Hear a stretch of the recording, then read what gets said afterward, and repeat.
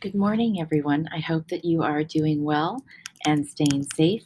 And I wanted to touch base with you because you are tackling a new sonnet today while we are also having some writing conferences. So I wanted to give you a little bit of an overview as we tackle the Petrarchan sonnet. So today you are tackling Death Be Not Proud, and just a little bit of an overview just so that you hear it and you have a chance to do a little bit of note taking before we get together tomorrow. So again, remember, we're still dealing with our sonnet form, and our last two have been Shakespearean, very structured with our 14 lines and our 3 quatrains, or our 3 stanzas of 4, and our rhyming couplet. So today we're going to tackle a different one, or a different format. We're going to tackle our Petrarchan sonnet, which is still 14 lines, but this time our breakdown is a little bit different. So when you mark this today, I want you to count 8 lines down and draw the line after that 8th line. So if you're looking for that now, that is the 8th line is rest of their bones and soul's delivery. So that's where you mark the difference in the structure or syntax. You will see that you have 8 lines, which is called an octet for the prefix 8. Your remaining 6 lines are starting at thou art and end with and death shall be no more. And again, if you count, that's 6 lines, or a sestet. So that's the biggest demarcation of determining whether a sonnet is Shakespearean or Petrarchan. And again, I've got a little note as to purpose there, and I've got a little bit of a background there for you for Death Be Not Proud. A Petrarchan sonnet typically is less, I don't want to say less complex, that's not the right word, but it works with a single thought or a single feeling. So the feeling or thought itself may be fairly complex, but the focus is a little bit easier, I think. And so what you do want to be aware of in this particular poem is the presentation of death, or the poet's thoughts on death. And where Keats was very contemplative and regretful, and to use a really simple word, sad. I think that Josh Donne has a different presentation of death. And what you're going to notice, folks, again, these are the big ideas or terms to look at. It is a sonnet, so that's our structural piece.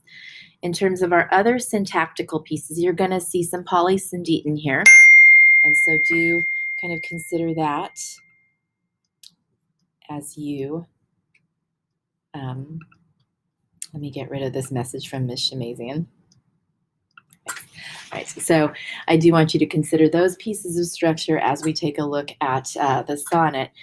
The other 2 kind of bigger terms to look at here is apostrophe, which is not just the little punctuation mark that we use for contractions.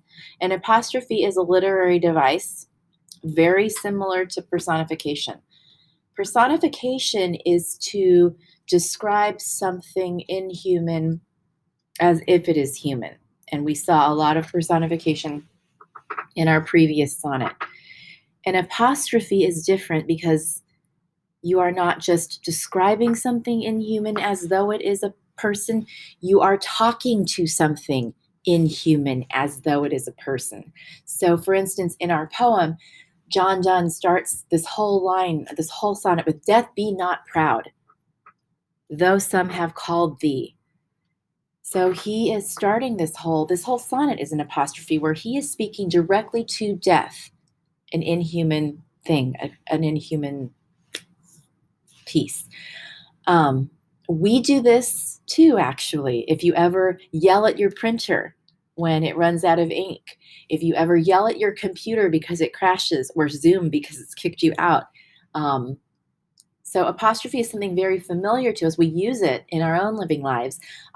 We just may not have attached that term to it. So be mindful that this poem is an apostrophe, and I want you to think about this idea of Donne presenting death as a living creature and speaking to it as though it is a living creature and what that might suggest. Also be aware that there are some euphemisms in this, and I think you learned this last year. But a euphemism is a colorful substitution for something. It usually is a substitution in order to be less offensive, but actually, in some cases, it could be a little bit racy. So again, if you look at Hamlet, Hamlet made a comment about sleep, the sleep from which no traveler returns. That's a euphemism for death. And we see that actually pervading elsewhere because we do see people, gangsters in different gangster movies saying that so-and-so, little Johnny or whatever, is taking the big sleep. He's dead. Or little Johnny is wearing cement shoes. They've tossed him in a body of water. We also use euphemisms for the bathroom, right? We say, may I go to the restroom? It's not like any resting actually happens in there, I think. But, it's better than saying I have to pee or something like that. Also bear in mind that euphemisms can carry other connotations, again, because we're trying to kind of color something so that it is less offensive or more pleasant. So for instance, my dad, he's adorable in 84, he will not refer to a prostitute as a prostitute, or he won't use the term hooker. He'll use the term lady of the night, and that is his euphemism for a female escort. Hamlet uses this also in terms of referencing when he speaks to Ophelia. She tells him, "Oh, you are merry, my lord. I think you're being a little, perverted," to paraphrase in modern English. And Hamlet says, "Oh, no, no, no. You didn't think I meant country matters, did you?" Which in that era was a euphemism for sexual activity. So we do have some euphemism in this poem, and those are the kind of the 3 or 4 terms to be kind of keeping an eye out for in terms of what we are going to try to couple together tomorrow. And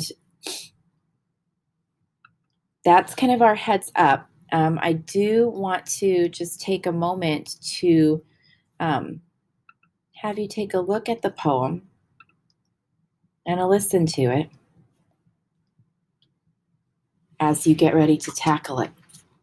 So it is commonly known as Death Be Not Proud. And again, what you're reading for here and marking it for is what you're noticing in terms of what our poet is thinking in terms of this discussion or this statement to death. So, death be not proud, though some have called thee mighty and dreadful, for thou art not so. For those whom thou thinkest thou dost overthrow die not, poor death, nor yet canst thou kill me.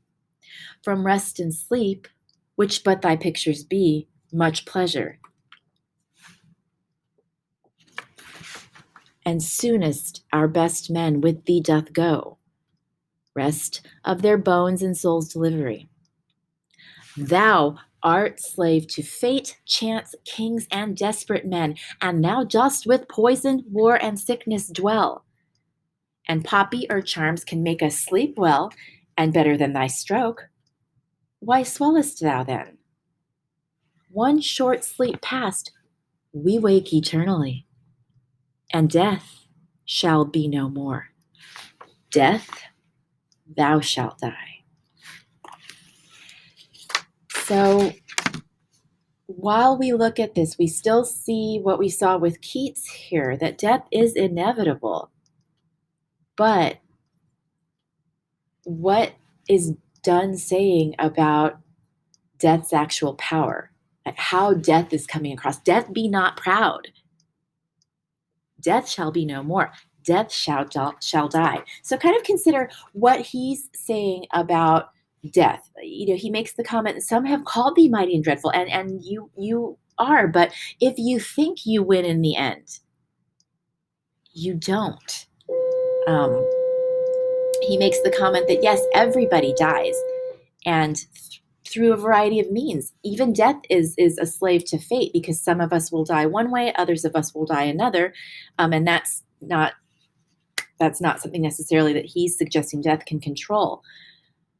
But he does say, and he lists all the different ways that death could come. He says, "And death with poison, war, and sickness dwell, and popular charms can make us sleep well, and better than thy stroke. But why swellest thou then? Like, why are you so puffed up and proud here?" He says, "One short sleep past, we wake eternally, and death shall be no more." So yeah, we die. But he also suggests this notion of faith and the afterlife, that we shall wake eternally, and death shall be no more. Death, thou shalt die. So consider kind of the difference here between what Keats was perhaps looking at in terms of death versus what Donne is saying.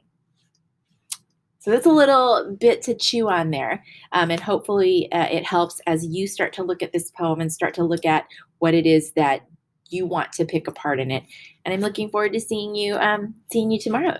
So I hope that you're having a good day, and I will see you later. Take care.